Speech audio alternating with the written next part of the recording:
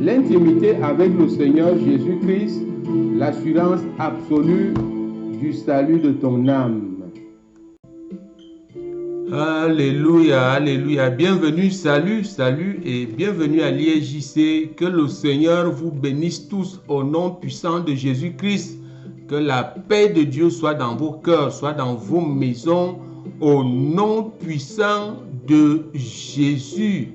Je couvre le studio ici par le sang de Jésus-Christ et toi qui me regardes, toi et toute ta famille, soyez protégés par ce même sang au nom de Jésus.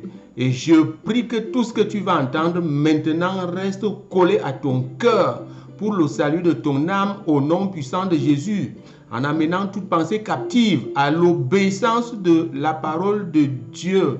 C'est en ce nom précieux et glorieux que nous avons prié. Amen. Alléluia. Je suis très content de vous retrouver en ce moment-ci. Vous savez, Dieu profite des événements pour parler à son peuple, pour attirer leur attention. Beaucoup de gens se posent des questions. Est-on encore là en Christ? Mais c'est que vous ne comprenez pas. Dieu utilise des événements comme la Coupe du Monde qui se déroule en ce moment au Qatar. Et nous savons que beaucoup de pays sont représentés là-bas. Il y a tous les continents sont là. Et puis l'Afrique est là-bas avec 5 représentants. Avant de continuer donc et invoquer des écritures, je vais te féliciter. Les gens se sont abonnés dernièrement. Je vous félicite. Vous avez fait une alliance avec le Seigneur Jésus-Christ. Et son esprit ne va pas, n'est-ce pas, retarder pour vous visiter. Alors je vous exhorte à vous abonner de plus en plus. Faites l'œuvre de Dieu et partagez. Je vais vous révéler ici des choses. Quand on lit ces choses dans la Bible, on ne voit pas comment ça peut s'appliquer dans notre vie. C'est des révélations. Eh bien, vous comprenez, dernièrement j'ai fait un post et qui parlait donc aussi de Qatar. Il y a eu beaucoup d'engouement. Il y a aussi eu des gens qui ont fait, n'est-ce pas, qui ont donné, qui ont suggéré, qui ont critiqué. Eh bien, j'ai dit, l'évangile utilise beaucoup de choses pour toucher son peuple, Aujourd'hui, je vais vous révéler quelque chose pour dire que nous avons vraiment besoin de Jésus-Christ. Nous avons besoin de Jésus dans tout ce que nous faisons. À tout moment, nous avons besoin de Jésus. Eh bien, précisément, ce continent qu'on appelle l'Afrique, l'Afrique a besoin de Jésus-Christ. Jésus-Christ a déjà fait une première fois le sacrifice.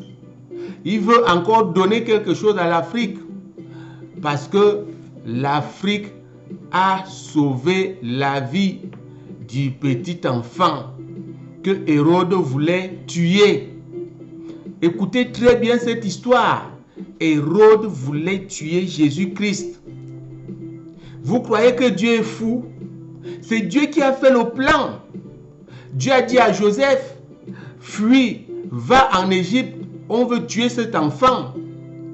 Écoutez bien cette histoire. Ça se trouve dans l'évangile de Matthieu chapitre 2. Je ne vais pas tirer de long en large. Vous lisez tout le chapitre, vous allez comprendre. Vous comprenez? Vous croyez que quand Dieu fait un plan, c'est parce qu'il est incapable de protéger quelqu'un? Dieu a toujours fait le plan à David. Dieu a toujours dit à David, ne va pas ou bien monte. Mais cette fois-ci, pas frontalement, contourne et tu les frappes par derrière. Vous croyez que Dieu était incapable de protéger David contre le roi, le grand roi Saül qui voulait le tuer? Non! Dieu veut qu'on fasse notre propre part. Vous comprenez? Et c'est ça que nous ne faisons pas. Voilà la Coupe du Monde au Qatar aujourd'hui. Nous, serviteurs de Dieu, nous devons continuer à parler, à dire au monde entier, à dire en Afrique, vous avez besoin de Jésus-Christ pour tout ce que vous faites. Et non pas de marabouts. Je vois les marabouts dans les camps des supporters des pays africains. Ils sont là. Mais c'est pour quel résultat? Vous allez comprendre ça quand vous avez besoin de Jésus-Christ. Vous avez besoin de travailler avec les prophètes de Dieu, les vrais que le Seigneur vous aide. Parce que le dehors est rempli de faux. L'Afrique a besoin des prophètes de Dieu pour diriger certaines choses, pour diriger même les affaires. Regardez cette manne qui est là au Qatar. Tu arrives en finale, tu as 140 millions de dollars. Pour nos économies en Afrique, ça peut déjà aider. Vous comprenez? Donc, ne vous levez pas contre ce genre de prédication parce que vous n'avez pas la profondeur. Vous n'avez pas. L'Afrique a besoin de cet argent. Vous comprenez? Mais nous sommes, on va dire, nous partons toujours affaiblis. Parce que les autres, c'est des grandes puissances. Ils ont d'énormes moyens pour former. Mais nous avons du talent. Mais pourquoi on invoque Jésus ici? C'est pour que Jésus combat à notre place. Combattre ici veut dire quoi? Au moins venir contre l'ennemi qui veut, n'est-ce pas, l'ennemi qui agit par l'injustice, par la frustration, par la domination, la discrimination. C'est à ça que Jésus se lève quand on le choisit. Jésus ne va pas te donner quelque chose, tu ne t'es pas entraîné par exemple. Mais nous avons un don naturel, le football. Nous avons ce don-là, mais nous sommes souvent frustrés avec les injustices dans ces compétitions-là. Souvenez-vous du Cameroun, je rappelle cette histoire. Le Cameroun qui filait tout droit, je dis tout droit en demi-finale et finale, en Coupe du Monde. Et nous savons ce que l'arbitrage a fait. Donc, comprenez, les gens qui limitent Dieu, les gens qui disent, ah pourquoi on a besoin de ceci, de cela, mais depuis que les vidéos de l'IEJC passent, je n'ai jamais vu un commentaire pour apprécier cet évangile. Mais dès qu'on parle d'un sujet actuel, on trouve que où est Dieu là-dedans? C'est que vous n'avez pas la profondeur. Regardez donc cette histoire, vous allez voir combien nous avons besoin de Jésus-Christ. Vous comprenez? Quand Jésus-Christ est né, les rois mages ont été révélés. Ils sont arrivés à Jérusalem. Ils ont parlé. Et les gens ont soufflé au roi. Ils ont soufflé à Hérode. Que mais il y a quelque chose qui se passe. Les gens là disent que Dieu a envoyé un sauveur, un libérateur pour le peuple. Or, Hérode, lui, il étant déjà là pour ce peuple, la jalousie a rempli son cœur. Il a dit non. Il a fait un plan, il a fait venir les mages. Il leur a dit, vous dites que vous allez adorer le roi d'Israël, n'est-ce pas, le libérateur du peuple, le consolateur du peuple qui est né. Vous allez l'adorer à Bethléem, ok. Moi, si je veux aller l'adorer, allez-y donc, enquérez-vous de toutes les informations, quand est-ce que cet enfant, où est-ce que cet enfant se trouve, pour que moi aussi je vienne l'adorer. Donc, au retour, arrêtez-vous par ici et donnez-moi les informations. Les rois mages sont arrivés, ils ont vu que tout ce que les bergers avaient dit était vrai. Il y a aussi le signe qui était au ciel. Le signe s'est arrêté à cet endroit-là. Ils ont bien vu Jésus-Christ, ils ont vu Marie, ils ont vu Joseph, et puis ils l'ont adoré. Ils ont donné des cadeaux très précieux, de l'or. Vous comprenez? Au moment de rentrer, ils ont été divinement avertis. Divinement avertis. Ils ont pris un autre chemin. Je vais lire ici le verset 12 de Matthieu 2. Puis divinement avertis en songe de ne pas retourner vers Hérode, ils regagnèrent leur pays par un autre chemin. S'ils retournaient vers Hérode, Hérode allait avoir des informations précises et allait tuer Jésus-Christ. Dieu a vu ça. Dieu pouvait rendre Hérode fou. Dieu pouvait mettre une barrière invisible, c'est-à-dire que Hérode pouvait aller avec toutes les troupes, mais sans toutefois voir Jésus-Christ. Mais Dieu a donné l'avertissement. Vous comprenez? Et Dieu a dit au roi mage de ne pas aller. Écoutez maintenant, de ne pas passer par ce chemin-là. Maintenant, le verset 13. Lorsqu'ils furent partis, voici un ange du Seigneur apparut en songe à Joseph et dit, lève-toi, prends le petit enfant et sa mère, fuis en Égypte et reste-y jusqu'à ce que je te parle, car Hérode cherchera le petit enfant pour le faire périr. Ça, c'est Dieu.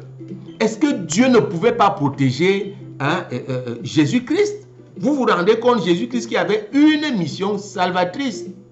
Et voilà comment Joseph va partir avec la famille en Égypte. Je vous dis, Jésus était encore emballé. Jésus n'avait pas encore, je ne sais même pas, il était encore emballé. Il venait juste de naître. Qu'est-ce que je vais vous révéler ici? Ce que le premier sol sur lequel les pieds de Dieu ont foulé, c'est le sol africain. C'est le sol africain que les pieds de Jésus ont d'abord foulé avant de repartir. On peut estimer son âge peut-être à 12 ans. Vous voyez, le temps que Hérode devait rester là et mourir, Dieu s'est révélé encore à Joseph. Il lui a dit, maintenant tu peux partir.